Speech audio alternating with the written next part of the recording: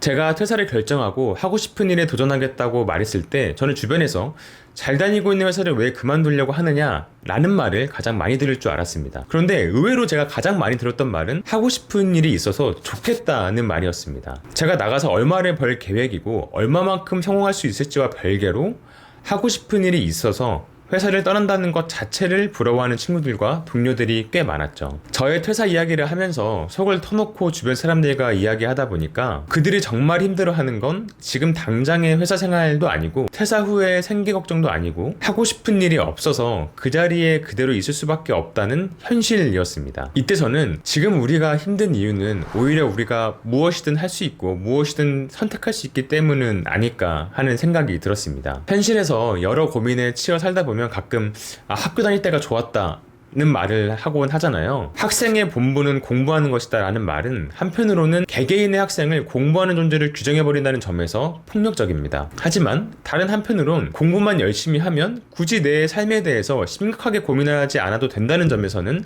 안정감을 주기도 하죠. 어쩌면 학교에서 졸업해서 사회로 던져진 어른들은 그때 그 안정감을 그리워하는지도 모르겠습니다. 학생이 자신의 의지와 상관없이 정해진 하루 일과를 보내야 해서 힘들다면 어른은 오로지 자신의 선택으로 하루하루를 살아야 하기 때문에 힘겨우니까요. 나의 본질을 규정짓는 외부의 힘이 있다는 사실도 고통스럽지만 반대로 내 삶을 전적으로 내가 만들어가야 한다는 사실 또한 버거운 일입니다. 특히 20대 중반까지는 대다수의 사람들이 대학교라는 공통의 결승선을 향해 달리다가 고민할 시간도 없이 당장 각자의 직업을 선택해야 하는 상황에 처하는 한국에서는 삶의 방향을 선택하는 문제가 더 힘겹게 다가오기 마련이죠. 그나마 평생 직장이 존재하던 시절에는 사정이 좀 나았습니다. 첫 회사를 잘 선택해서 들어가면 적어도 60살까지는 큰 고민 없이 사회생활을 할 수 있었으니까요. 그런데 지금처럼 평생 직장이 없는 시대에서는 계획한 대로 회사에 취업을 하더라도 우리는 얼마 못 가서 또다시 선택의 문제에 직면합니다. 취업을 한 후에도 그 회사에 올인할 것인지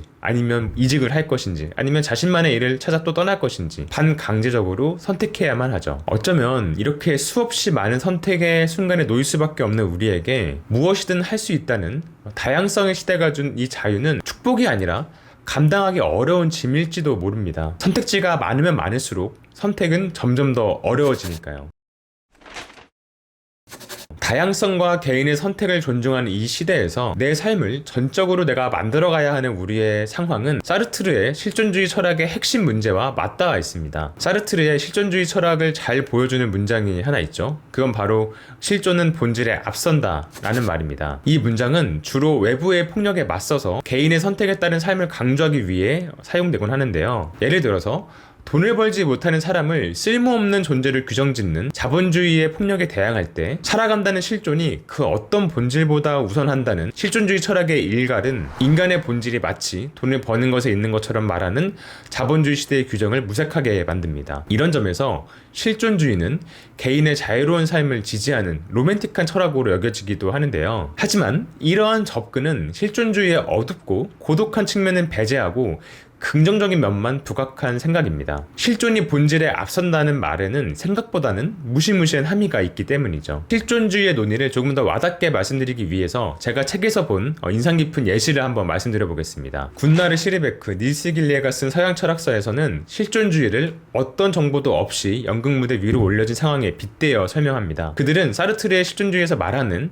아무런 본질도 없이 세상에 내던져진 개인의 상황이 대본도 없고 맡은 역할이 무엇인지도 모르고 심지어 연극의 이름조차 모른 채 무대에 올라야 하는 당황스러운 상황에 놓이는 것과 비슷하다고 설명합니다. 무대에 오른 이상 역할이 정해져 있지 않다고 해도 우리는 가만히 있을 수 없겠죠. 무엇이든 해야만 합니다. 어리둥절하며 서 있을 수도 있고 아무 말이나 던지면서 무대를 누빌 수도 있고 심지어 아예 무대를 뛰쳐나갈 수도 있습니다. 이 모든 것은 전적으로 나의 선택에 달려있죠. 심지어 무대에서 도망치는 것도 나의 선택 중에 하나가 될 수 있습니다. 하지만 선택을 한다고 해서 문제가 해결되지는 않습니다. 이 연극은 아무것도 정해져 있지 않기 때문에 우리는 어떤 선택이 가장 적절한 선택이었는지 평생 알 수가 없으니까요. 저는 이 비유가 실존주의의 함의를 잘 담아낸 비유라고 생각합니다. 어떤 것에도 구애받지 않고 자신의 선택대로 자유롭게 삶을 그려나갈 수 있다는 것은 희망찰 수도 있지만 또 다르게 생각해보면 어찌할 바를 모르는 당황스러운 상황에 처하는 것이기도 하니까요. 굿나르 시리베크와 닐스 길리의 서양 철학사에서는 여기서 비유를 끝내는데요. 저는 조금 더 나아가 보겠습니다. 나에게 분명한 역할이 주어져 있다면 관객의 시선에서 벗어나서 하나의 캐릭터로